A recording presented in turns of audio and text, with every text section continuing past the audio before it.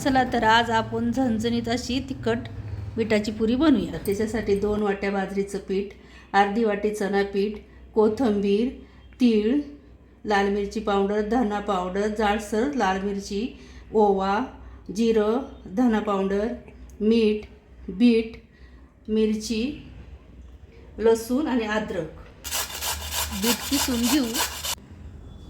किसून झाले तर खलबत्त्यामध्ये मिरची, लसूण, अद्रक टाकून कुटून घेऊ. चांगलं बारीक कुटायचं. बारीक कुटून झाले आता सगळं सामग्री एका वाडग्यामध्ये टाकून घेऊया. चण्याचं पीठ, बाजरीचं पीठ, कोथिंबीर, तीळ घालून घ्यायचं, धना पावडर घालून घ्यायची, हळद घालायची, ओवा घालायचा, मिरची पावडर घालून घ्यायची, चवीनुसार मीठ घालायचं, सगळी सामग्री घालायची, वाटलेलं बीट घालायचं, चांगलं मळून घ्यायचं. प्रवासामध्ये खायला एकदम छान लागतात.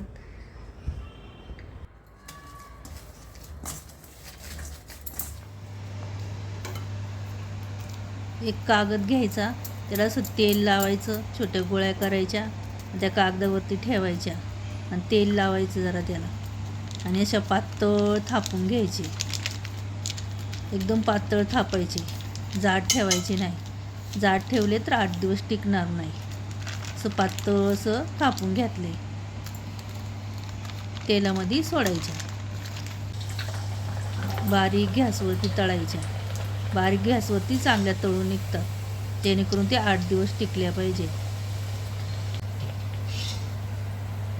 लालसर तळून द्यायच्या.